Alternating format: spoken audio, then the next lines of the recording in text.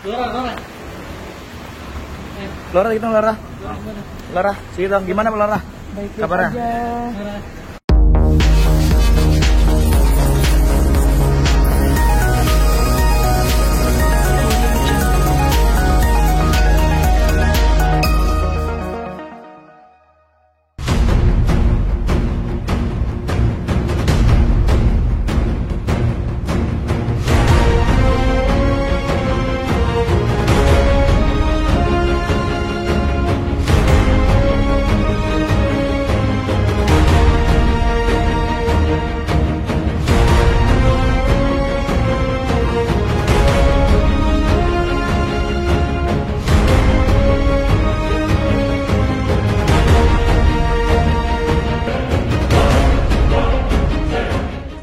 Jadi hari ini saudara LM, ya saudari kita LM ada di atas lagi dimintain keterangan.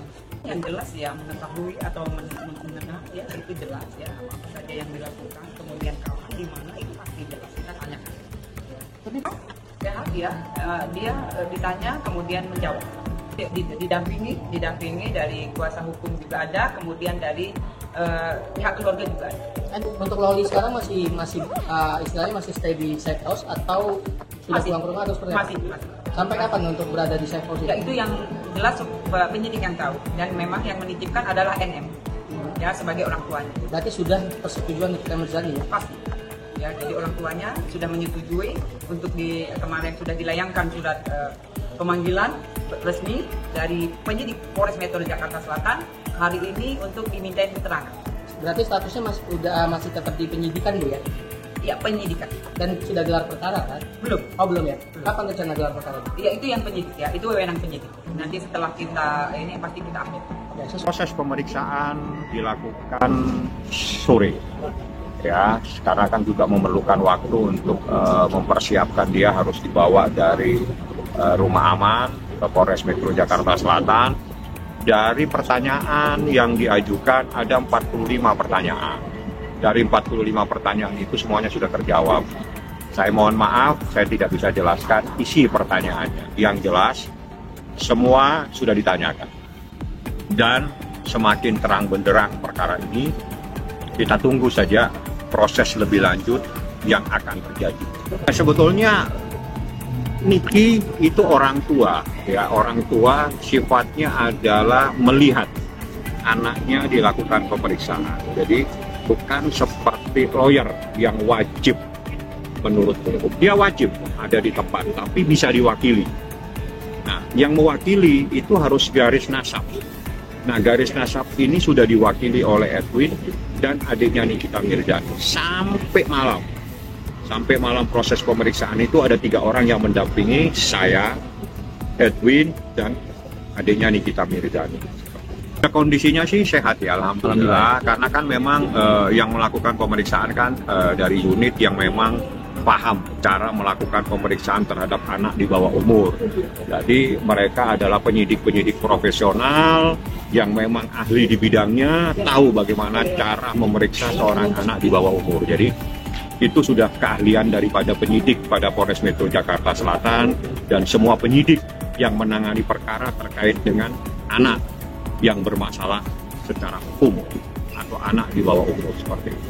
Dijawab semua 45 dan secara mendetail juga dijelaskan. Jadi apa isinya ya sebagaimana yang diatur dalam Undang-Undang Perlindungan Anak ya. Jadi saya tidak boleh menyampaikan apapun itu. Tapi seandainya nanti ada informasi yang akan disampaikan oleh Humas, itu menjadi haknya penyidik.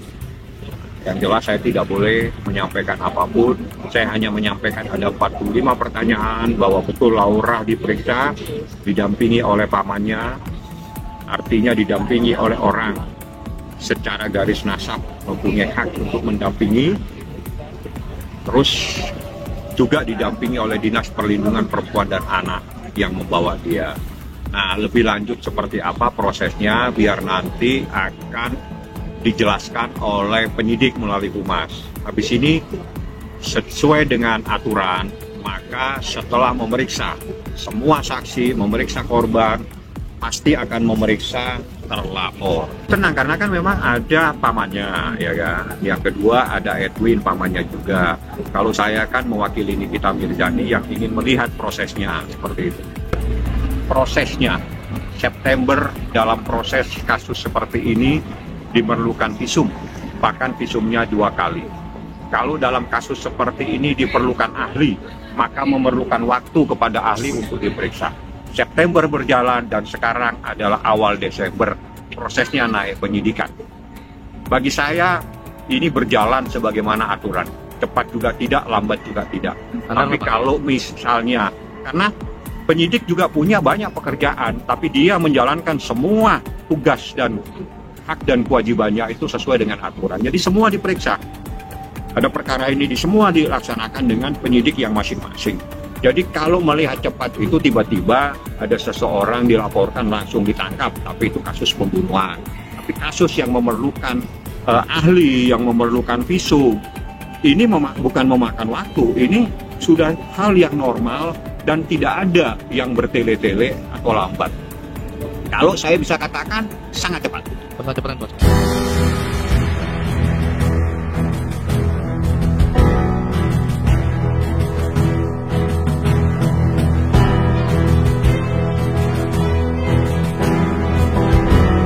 Salam buat Fadel ya. Salam apa? Saya. Alarisa, siap Lera.